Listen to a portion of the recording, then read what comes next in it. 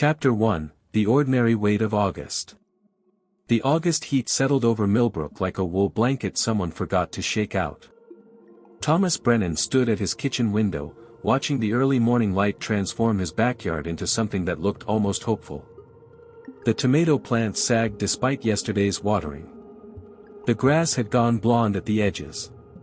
Even the oak tree his grandfather planted seemed to be rationing its shade. He turned from the window and poured himself a second cup of coffee, black and bitter the way Margaret used to say would put hair on his chest. The cup was chipped along the rim, had been for 3 years now, but he couldn't bring himself to replace it.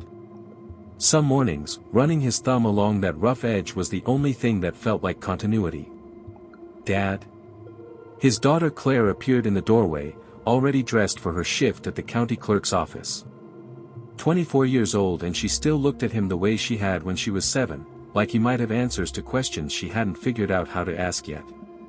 "You're staring at that cup again." Thomas blinked, set it down. "Just thinking. That's what worries me." She crossed to the counter, started making toast. The small domesticity of it, the knife scraping butter, the crumbs scattering, made something in his chest loosen. "Mrs. Patterson called last night after you went to bed. Something about the community meeting tonight. 7 o'clock at the town hall." Thomas folded the newspaper he hadn't been reading.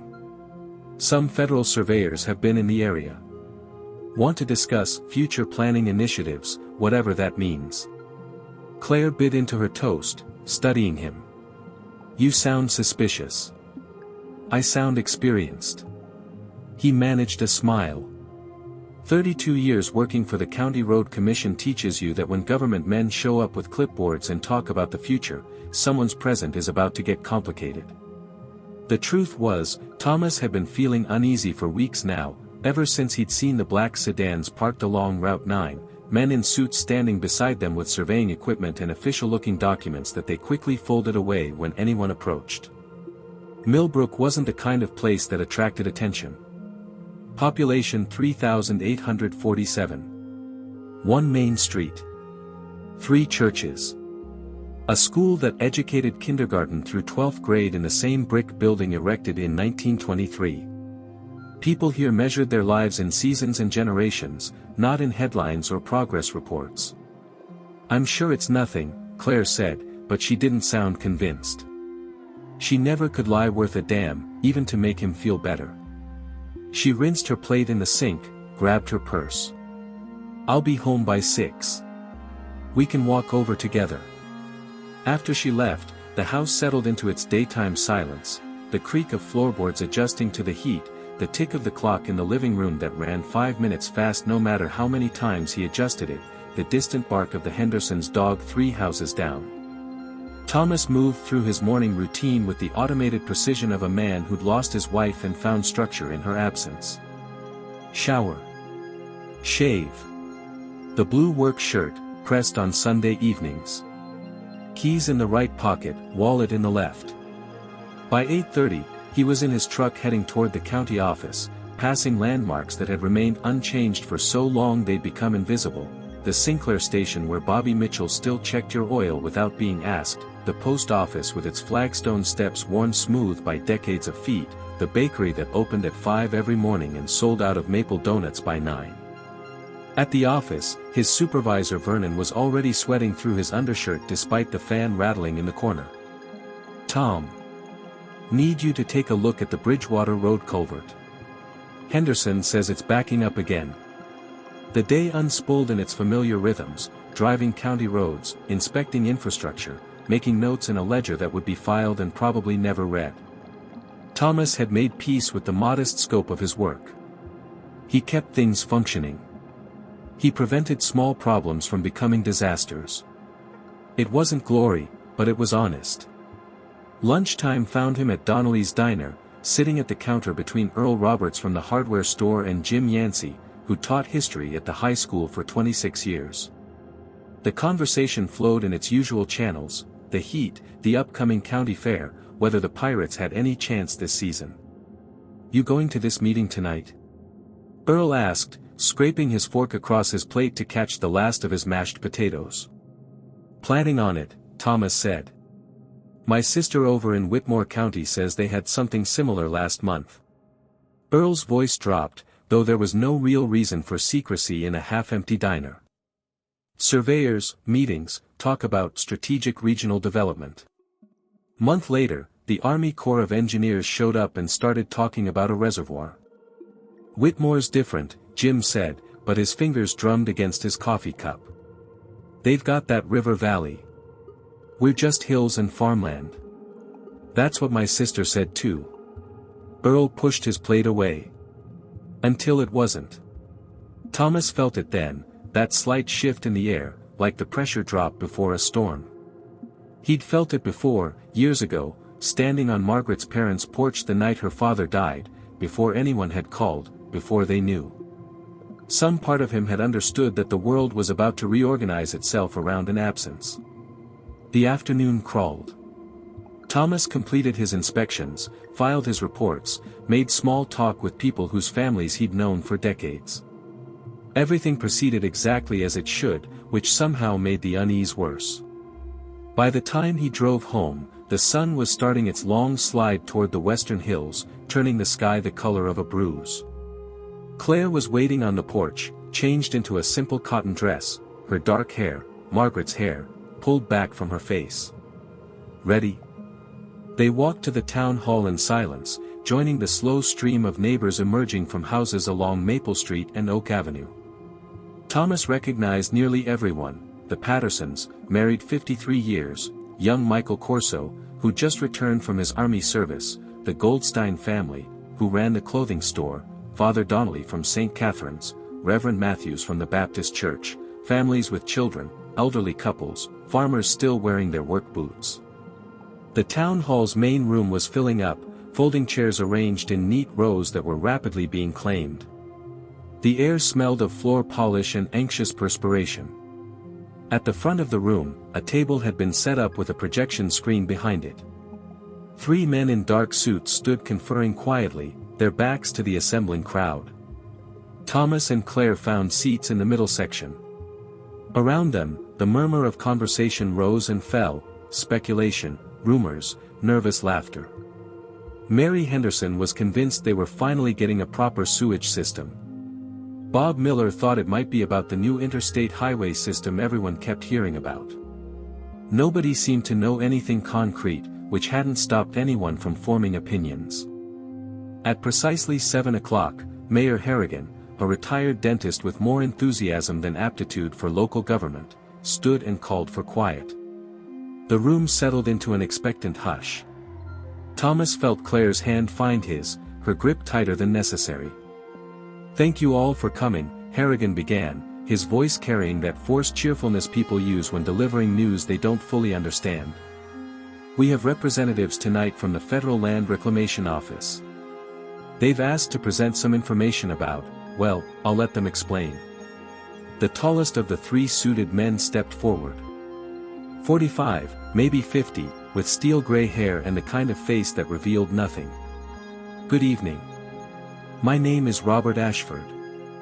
I'm the Regional Director for the FLRO. With me are David Chen, our Chief Surveyor, and James Mitchell, Legal Counsel."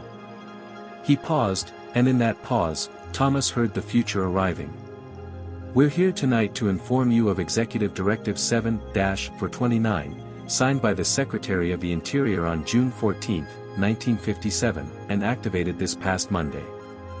Under the authority granted by the Federal Land Management Act of 1953, this directive authorizes the acquisition and repurposing of certain rural areas deemed strategically valuable for national defense purposes." The words landed like stones in still water, their implications spreading outward in widening circles. Chapter 2, The Architecture of Displacement. Robert Ashford's voice continued, measured and clinical, as if he were reading a weather report rather than dismantling lives. The designated area encompasses approximately 42 square miles, including the incorporated township of Millbrook and surrounding agricultural properties. A detailed map is available for review. He nodded to Chen, who pulled down the projection screen. A map flickered into view, their home, their roads, their fields, rendered in stark black lines and shaded zones. A thick red boundary enclosed everything Thomas had ever known. The room erupted. Not with shouting, not yet, but with a collective intake of breath, followed by a chaos of voices trying to rise above each other. Mayor Harrigan stood uselessly, his hands raised in a placating gesture. No one was watching. Thomas sat frozen, his mind struggling to process the geometry of erasure displayed before him. What the hell does repurposing mean? Bob Miller was on his feet, his face crimson. Ashford waited for the noise to subside, his expression unchanged. The land will be converted to a secure military research facility. Construction is scheduled to begin in March 1958. All current residents and landowners will be required to vacate by February 28. The government will provide fair market compensation for all properties, based on current assessed valuations. Fair market? Earl Roberts's voice cracked. My family's been on that land since 1889. What's the fair market value of 4 generations? I understand this is difficult news, Ashford said, and Thomas wanted to hit him for the bland sympathy in his voice. However, the directive is final. There is no appeals process. We're here tonight as a courtesy, to begin the transition process and answer questions about logistics. Claire's hand had gone cold in Thomas's grip. He looked at her and saw his own shock mirrored back, that peculiar numbness that arrives before pain, the mind's brief mercy before comprehension sets in. You can't just, we have rights. Property rights. The Constitution, this from Jim Yancey, the history teacher, his voice desperate with the conviction that rules he'd taught for decades must still apply. Mitchell, the lawyer, stepped forward. The Federal Land Management Act grants broad authority in matters of national security. All legal requirements have been met. The directive has been reviewed by the Justice Department and found to be constitutionally sound. We weren't even consulted. Mary Henderson stood, trembling.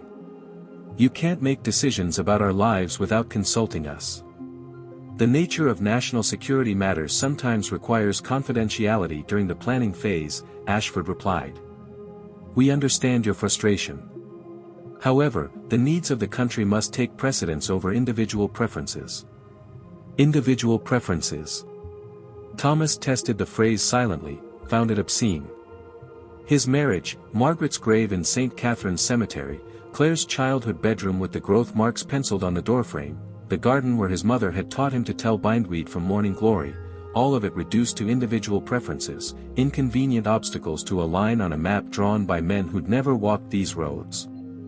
Around him, the questions kept coming, variations on the same desperate theme: how? Why? What about our homes, our businesses, our dead buried in local soil? Ashford and his colleagues responded with rehearsed patience, their answers a numbing litany of procedures, timelines, compensation formulas. They had forms. They had protocols.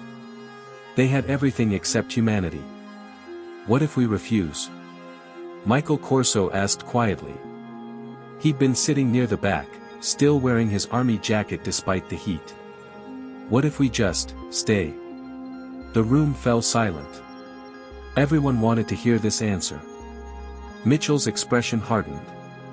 Residents who refuse to vacate by the deadline will be removed by federal marshals. Property that has not been voluntarily sold will be taken through eminent domain proceedings. I strongly advise cooperation. It will make the process considerably less unpleasant. Considerably less unpleasant. Thomas felt something cold settle in his stomach. These men had been sent to deliver an ending, wrapped in the language of bureaucracy and inevitability. They weren't here to negotiate or explain or justify. They were here to inform. The decision had been made in rooms far from Millbrook, by people for whom this map was just another file in a cabinet, another problem solved with efficiency and detachment. Where are we supposed to go? Mrs. Patterson's voice was small, elderly, lost. We're 78 years old. This is our home. Relocation assistance will be provided, Chen said, consulting his clipboard. We have information packets about comparable housing in neighboring counties. There will be support staff available to help with the transition. Comparable housing. As if home was a set of specifications that could be replicated elsewhere. 4 bedrooms, 2 baths, 1-acre lot, interchangeable parts that could be reassembled anywhere, minus only the irreplaceable accumulation of years lived in a particular place. Thomas stood slowly, his legs uncertain beneath him. The room's attention shifted toward him. People knew him, trusted him, had relied on his competence with tangible problems like broken culverts and washed-out roads. They looked at him now with hope that he might have some solution, some technical fix for this impossible situation. "You said construction begins in March," he said, surprised by the steadiness of his own voice. 7 months from now. That's not enough time. People need to find new homes, new jobs, sell property, move entire lives. It's not enough time. Ashford met his gaze. "The timeline is fixed, Mr. Brennan. Thomas Brennan. Mr. Brennan. The timeline is fixed. We recognize it's compressed, but the facility's strategic importance requires adherence to the schedule. I assure you, considerable thought went into determining an appropriate transition period." "Appropriate for whom?" Thomas asked. "Because it sure as hell isn't appropriate for people with children in school, with businesses to liquidate, with elderly parents who can't just be uprooted like." "I understand your concerns," Ashford interrupted. "But they don't change the reality of the situation. This town, all of it, will cease to exist as a residential community in 7 months. You can accept that and begin planning accordingly, or you can resist and make it harder on yourselves and your neighbors. Those are your options." The finality in his voice landed like a door slamming.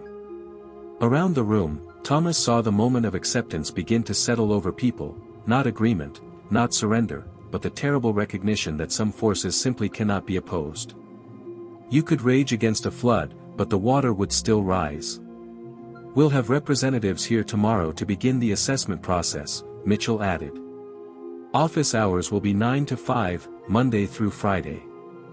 I encourage everyone to make appointments early. The smoother this transition proceeds, the better for all involved." The meeting dissolved into a kind of numb chaos, people standing without purpose, talking without listening, moving without destination. Thomas and Claire remained seated as the room slowly emptied around them. On the screen, the map still glowed, that red boundary line containing everything that would soon be memory. Chapter 3, The Unraveling. The days after the meeting moved with a strange dual quality, simultaneously too fast and unbearably slow. Thomas woke each morning in his bedroom, looked at the familiar water stain on the ceiling, and had to remember all over again that this house, this room, this stain, would soon belong to no one. The federal office opened in the old Grange Hall on Wednesday.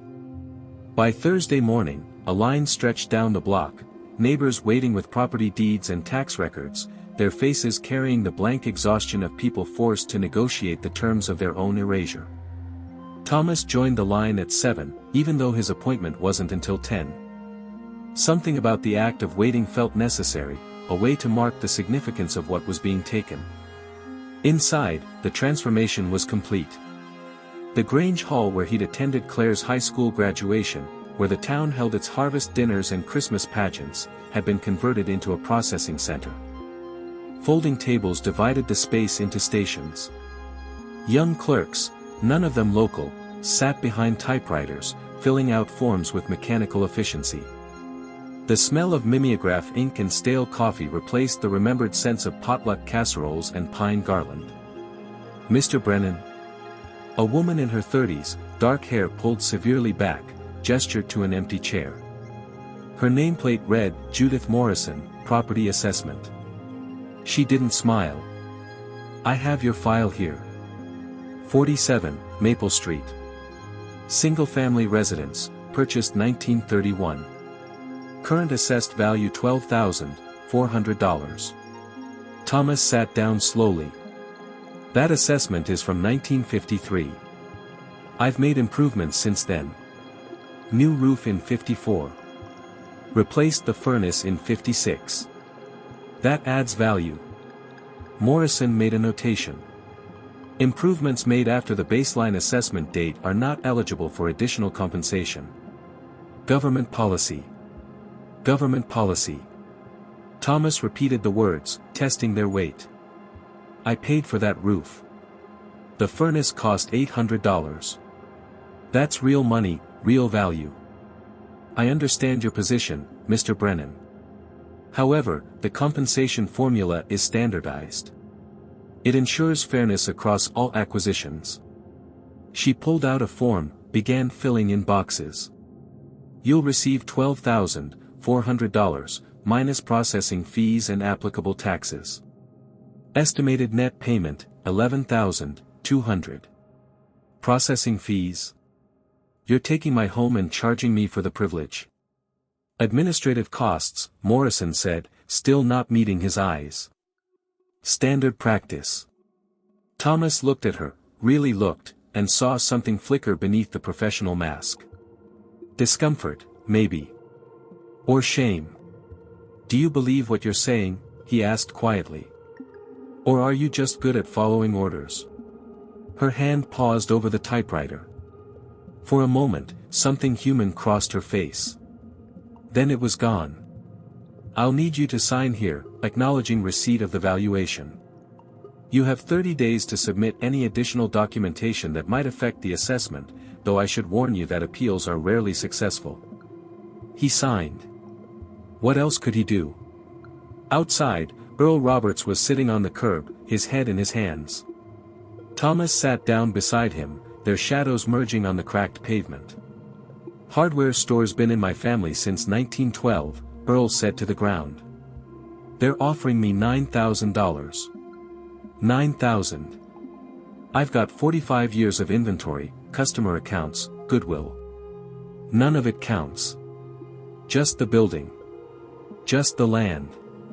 What are you going to do? What can I do? Earl looked up, his eyes red-rimmed. Maggie's sister lives in Clearfield. Says we can stay with them while we look for something. Maybe I'll find work at the mill. I'm 62 years old, Tom. I was supposed to retire in this town, hand the store to my son. Now I'm starting over like I'm 25 again, except I'm not 25. I'm just, bold and displaced. That word, displaced, would become the operative term in the weeks that followed. Not evicted, not expelled, but displaced, as if they were furniture being rearranged rather than human beings being uprooted. The local newspaper, the Millbrook Gazette, tried to cover the story, but found itself suddenly unable to secure newsprint from its usual supplier. The editor, Frank Warren, printed one issue on whatever paper he could scavenge, an 8-page edition with margins that didn't quite line up, before receiving a visit from 2 federal agents who suggested that irresponsible reporting could undermine public morale during a delicate transition. The final edition of the Gazette appeared on September 12. Frank's editorial was brief. After 73 years of publication, we cease operation today. Not by choice. Not by market forces. But by decree. Future generations will not find our archives in Millbrook, because Millbrook will not exist. Remember us. Remember what was possible here. Claire brought the newspaper home that evening, her hands shaking. Mrs. Patterson tried to file her deed this morning. They told her the Catholic cemetery doesn't qualify for special consideration. The graves will be relocated. Thomas set down his coffee cup very carefully. Relocated where? They're establishing a consolidated cemetery in Whitmore County. All remains will be exhumed and moved. They called it respectful reinterment. Margaret. They were going to dig up Margaret. The thought arrived with such violence that Thomas had to grip the edge of the table. Margaret, who died giving birth to their stillborn son in 1949, who was buried beneath the oak tree in St. Catherine Cemetery, whose headstone he visited every Sunday after church. Margaret, who'd asked him to promise, made him swear, holding his hand with the last of her strength, that she'd rest in Millbrook soil, near her parents, near the town she'd loved. Dad? Claire's voice came from very far away. Dad, sit down. You're white. He was standing, though he didn't remember rising. The kitchen tilted, righted itself. I need to talk to Father Donnelly. The priest's house sat adjacent to St. Catherine's, a modest structure that seemed to sag with the weight of recent weeks. Father Donnelly answered the door in his shirt sleeves, looking older than Thomas remembered. 67 now, with hands that shook slightly when he gestured Thomas inside. You've heard about the cemetery, the priest said. It wasn't a question. I won't let them move her. I made a promise. Father Donnelly poured them each a glass of whiskey from a bottle that was already half empty. I've been consulting with the archdiocese. They say we have no legal standing. Consecrated ground, they tell me, doesn't supersede federal authority. As if God's claim on earth is subject to governmental approval. He drank, grimaced. They're starting the exhumations in October. Professional contractors. They assure us it will be done with appropriate dignity. There's no dignity in breaking promises to the dead. No, Father Donnelly agreed. There isn't. But Tom, what are we supposed to do? They have the law. They have the guns. They have the absolute certainty that their purposes justify our grief. Thomas stared into his glass, watching the amber liquid catch the lamplight. Outside, full darkness had fallen. Somewhere in that darkness, Margaret's grave waited, unaware of its approaching violation. He thought of her laugh, the way she'd hummed while cooking, her absolute conviction that goodness and decency would prevail if you just worked hard enough, loved deeply enough, believed faithfully enough. She'd been wrong. They both had been. I need to see the directive, Thomas said. The actual document. Not their summaries or their presentations. The source. Father Donnelly studied him. Why? Because maybe there's something in it. Some clause, some exception, some proof that this isn't as absolute as they claim.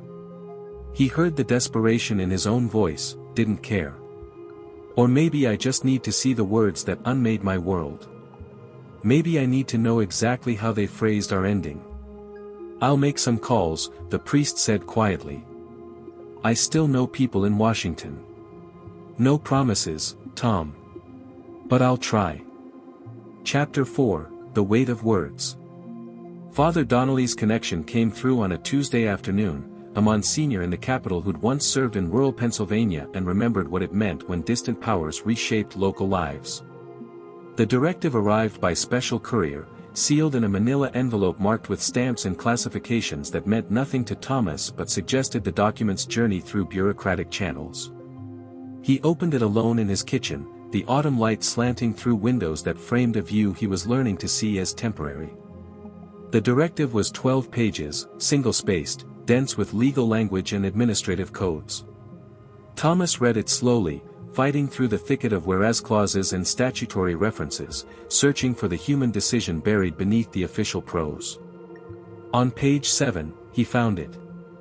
The designated area, having been identified through geological and topographical analysis as optimal for the establishment of a subterranean research complex, demonstrates minimal strategic value in its current residential and agricultural configuration. Population displacement, while regrettable, represents an acceptable cost relative to national defense imperatives. The remote nature of the affected community and its limited economic significance to regional development minimize broader disruption. Thomas read it again. Then again. Limited economic significance. Minimal strategic value. Acceptable cost. They'd weighed Millbrook against their purposes and found it wanting. Not important enough to preserve. Not valuable enough to warrant reconsideration. Just a small collection of unimportant people living unimportant lives in a place that happened to sit above rock formations suitable for hiding whatever it was they wanted to hide. He was still sitting there when Claire came home, the directive spread across the table like evidence at a crime scene. What is it? She set down her purse, moved closer. The truth. His voice sounded strange, hollowed out. We don't matter. That's the truth. We're just in the way. She read the passage he'd marked, her face going still. Dad. There's more. He flipped to page 9. Listen to this. Psychological assessment suggests rural populations demonstrate higher adaptability to relocation than urban communities, owing to historical patterns of agricultural migration and reduced attachment to specific geographic coordinates. They studied us, Claire said slowly. They researched whether we'd fight back. And concluded we wouldn't. Not effectively. Thomas stood, began pacing. They picked Millbrook because we're small enough to erase without causing problems. Because we're the kind of people who trust authority, who believe in doing our duty, who won't make headlines or cause embarrassment. We're convenient victims. The anger that had been building since the town hall meeting finally found its focus. Not rage, something colder, more clarifying. He'd spent weeks feeling helpless, accepting the inevitable, preparing to surrender. But surrender required believing the other side had legitimate authority, that their power was righteous. This document stripped away that illusion. I'm going to fight this, he said. Claire looked at him with fear and something else, hope, maybe, or relief that her father was finally acting like himself again. How? They said there's no appeals process. Then we'll make one. We'll go to the newspapers, the radio stations. We'll contact congressmen, senators. We'll make enough noise that they can't dismiss us as acceptable costs. Over the following days, Thomas became a man possessed. He wrote letters, dozens of them, to every official he could name. He contacted the Pittsburgh Press, the Philadelphia Inquirer, the Washington Post. He organized a town meeting, separate from the federal presentations, where people could speak freely about what was being done to them. The responses trickled back slowly. Congressmen expressed sympathy but cited national security constraints on their oversight. Newspapers acknowledged receipt of his letters but published nothing. The radio stations never called back. It was like shouting into a void designed to absorb sound without echo. Then, on October 23, a reporter arrived. David Keller, from the Associated Press, pulled up to Thomas's house in a dust-covered sedan, a camera bag over his shoulder and notebook stuffed in his jacket pockets. He was young, maybe 30, with the eager intensity of someone who still believed journalism could change things. Mr. Brennan? I got your letters. All 7 of them. He grinned. You're persistent. They talked for 4 hours. Thomas showed him the directive, introduced him to neighbors, walked him through town pointing out what would be lost, not just buildings, but the accumulated texture of community. Keller took notes, snapped photographs, asked questions that suggested he actually cared about the answers. This is a hell of a story, he said finally, standing in front of the hardware store where Earl was running a going-out-of-business sale. Federal government bulldozing an entire town for a secret facility. Constitutional questions about eminent domain. The human cost of Cold War paranoia. My editor's going to love this. Hope bloomed in Thomas's chest, fragile and desperate. The article ran on November 3, front page of the Sunday edition, Small Town Fights Erasure, Government Takes All in Name of National Security. Keller had captured everything, the arbitrary cruelty of the directive, the stories of families being dispersed, the graves being violated. He'd even gotten quotes from legal scholars questioning the constitutional basis for such sweeping federal action. For exactly 1 day, it felt like victory. Then the retractions began. First, the legal scholars contacted the AP to clarify their statements. They'd been misquoted, taken out of context, their concerns were purely academic. Then the Defense Department issued a statement calling the article irresponsible speculation that compromises ongoing security operations. By Tuesday, Keller's editor had been contacted by federal officials who suggested the story contained classified information that should not have been published. Wednesday morning, Keller called Thomas from a payphone in Pittsburgh. They're burying it, he said, his voice tight with frustration. My editor killed the follow-up. Said corporate received pressure from above.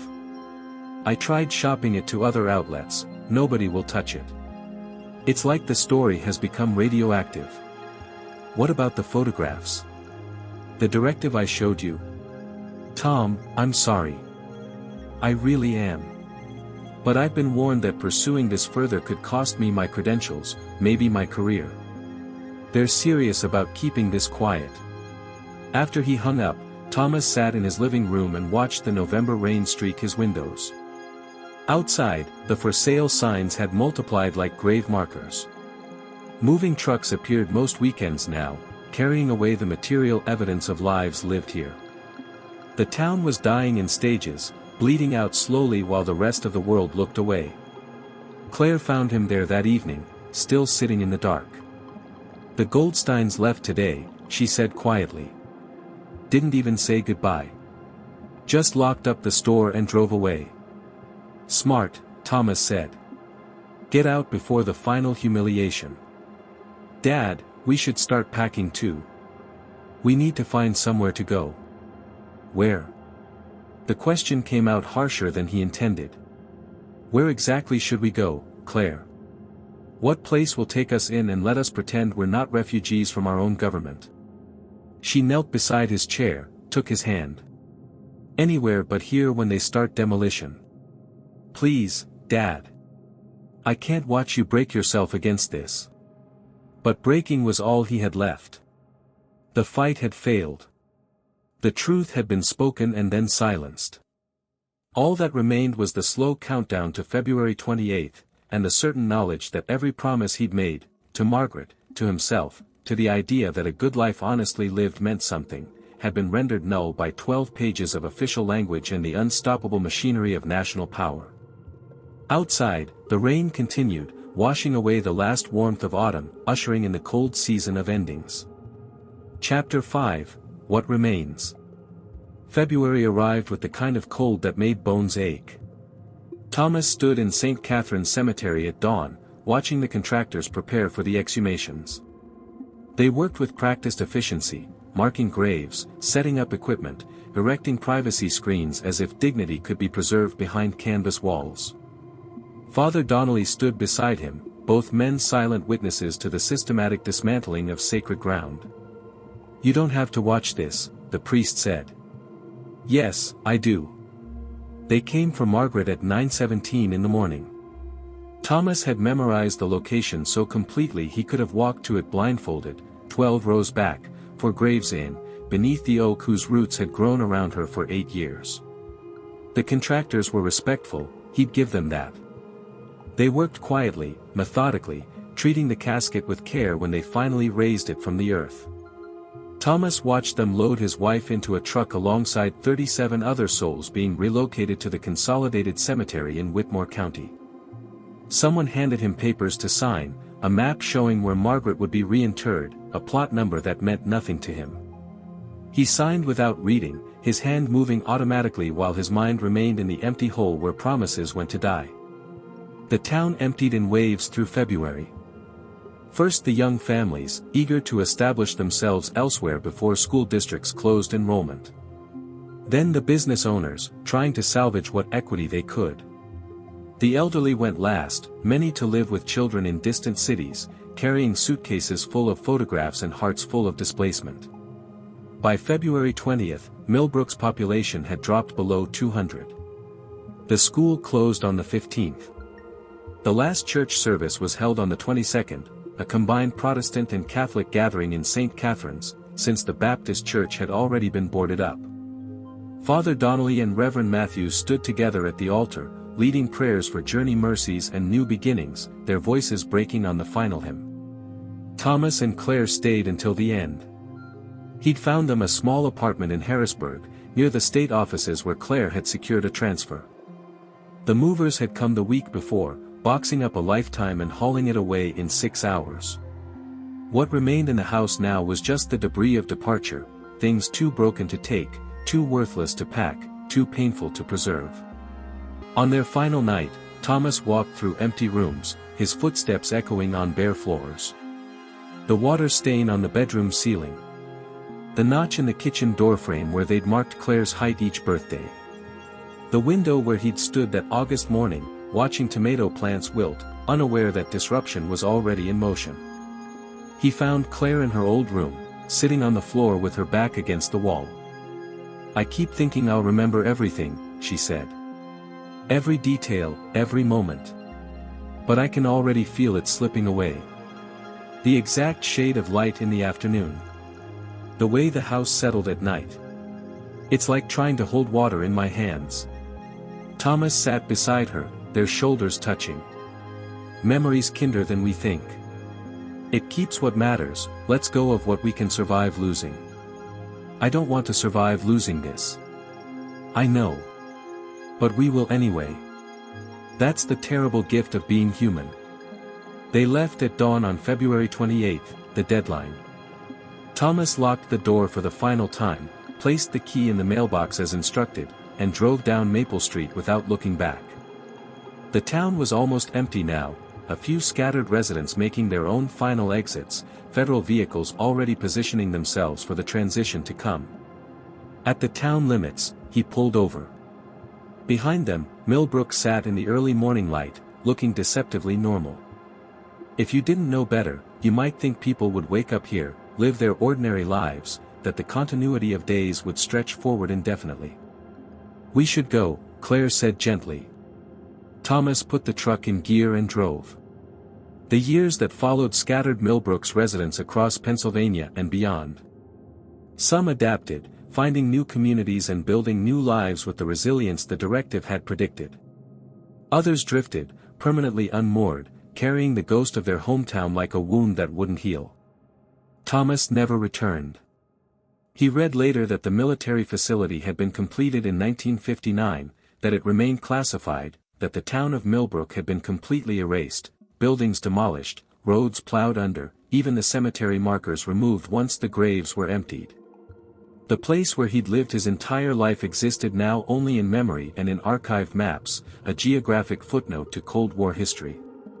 He visited Margaret's new grave in Whitmore County exactly once, found he couldn't connect the sterile plot to the woman he'd loved.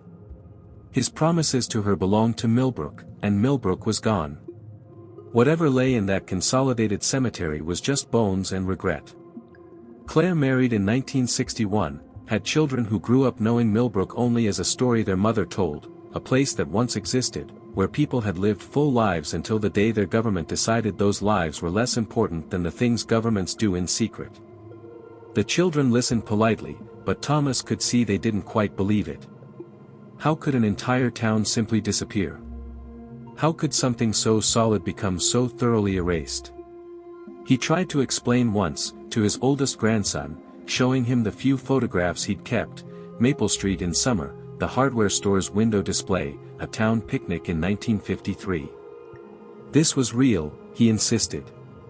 All of it was real.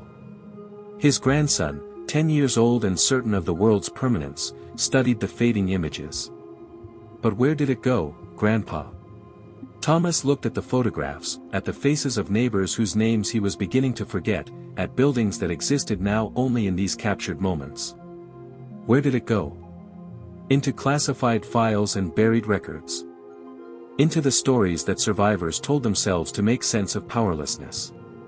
Into the cold calculation that some communities were expendable, that some promises could be broken, that some erasures were acceptable costs. "It went where things go when they're not important enough to save," he said finally. He died in 1979, 22 years after the Directive, still angry, still grieving, still haunted by the August morning when he'd stood at his kitchen window and failed to see the future arriving. Claire found his papers afterward, the Directive he'd kept all those years, Keller's unpublished follow-up articles, letters never sent to officials who'd never answered. A lifetime of documentation proving that Millbrook had existed, had mattered, had been real. She donated it all to the State Historical Society, where it sits now in a climate-controlled archive, available to researchers who occasionally need evidence that such things happened, that American citizens were once displaced wholesale in the name of national security, their protests ignored, their stories silenced, their entire community erased with nothing more than a directive and the bureaucratic certainty that some sacrifices were simply necessary. The file is rarely requested. History prefers different stories, tales of progress and triumph, not the quiet violence done to people whose only crime was living in the wrong place when distant powers needed their land.